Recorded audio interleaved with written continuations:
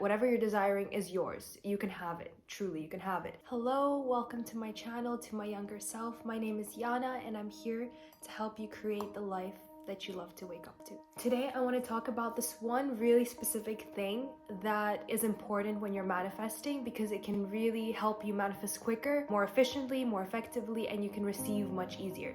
And that's the authenticity of your desire. First, I want to explain why authenticity and desire is really important. So it's also usually something that people don't talk about. I'm not sure why, but it really helped me in my journey. So whatever is the biggest thing that you want right now, whatever is your biggest desire right now, just think about it for a second and then ask yourself, is this something that I truly want? How would I feel if I have it? Would you be grateful? Would you be really happy? Would you be very satisfied, truly? And second, how would you feel if you didn't have it? So if you imagine yourself not having it and you're thinking, yeah, it's kind of whatever, or maybe you're even relieved, or you feel more free by thinking about not having it, then it's not truly yours. And you really need to sit down with yourself, maybe journal about it, maybe visualize, but really feel into your heart and into your body whether this desire is something you truly want, whether it's a desire that's coming from your highest soul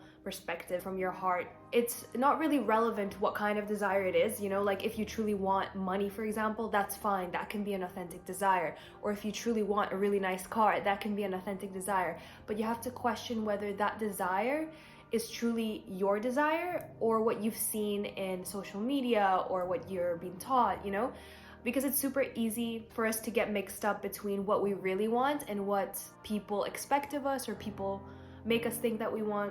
So figuring out what you really want and even why you want it will help you understand whether it's an authentic desire, and is actually a very important step.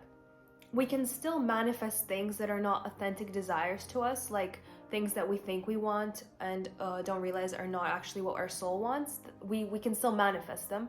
The point is that when it's an authentic desire and it's coming from your heart and your soul, it's so much easier and you'll get so much more momentum and support from the universe, like a stronger pull towards that thing. And so it'll be much easier and much quicker for you to receive. And sure, there are other aspects to it. Some things are easier to receive because we feel more deserving of them. Other things are harder to receive because maybe our beliefs are not perfectly set to be able to receive that. But right now I'm talking specifically about the authenticity of your desire. So that stuff is not relevant. Just forget about that for now and just think about whether what you're asking for is truly what you want. And if it's not, then you're open to discovering and looking into what it is that you actually truly want. So it can be a really fun journey to understand, what do you truly love? What do you truly dislike? What do you actually find comforting to you and something that you really need versus something that you have been programmed to think that you need. Like I gave the example of the car. A luxury car can be an authentic desire if you want, I don't know, like a Ferrari, and you want it because you want it to accelerate super quick and you just love driving quickly, or you love the style and the design, and that's like a true authentic desire. But an inauthentic desire here would be, I want the Ferrari because this represents success to me based on what I've seen in media or in movies or just associations, right? So that's the difference. Whether that feeling that you get is truly a feeling of excitement and love and gratitude for the thing that you could have, versus something that would be satisfying some kind of need that's not really authentic to you. And now I'll get into explaining a bit more about why authenticity is even important and why it can help you create a stronger pull for your desires. So everything comes from an idea. Before Apple became Apple, the big company that it is, it started with an idea. It started with one guy or maybe two guys who sat together, had an idea, and started developing it. And that's the same thing for any big road that's being built or any building. Any architectural project starts with a plan. And it's the same with you, with your desire. You have a thought, and then when that thought becomes interesting, an emotion attaches to that thought. And that's where authenticity comes in. So whether it's a true desire or not will depend on how you feel about it. If you feel super aligned and super passionate and super inspired and alive thinking about the desire, then it's probably truly yours. Especially if your body feels more open and expanded by thinking about the desire, then it's something that's authentic to you. If you're thinking about something that you think you want but it's not true to you, you might feel more of a contraction, more like, ugh, I need to get this. And this is subconscious often, so that's why it takes some time to ask yourself the right questions, to seek within like whether what we want is actually what we want. But when we don't truly want something and we want it just because it might make us more successful or it might help us appear a certain way, then if you truly feel into your body, you'll probably feel more like like a contraction, like a dissatisfaction, maybe like some just resistance to that desire. And that resistance makes it more difficult for us to receive that desire, right?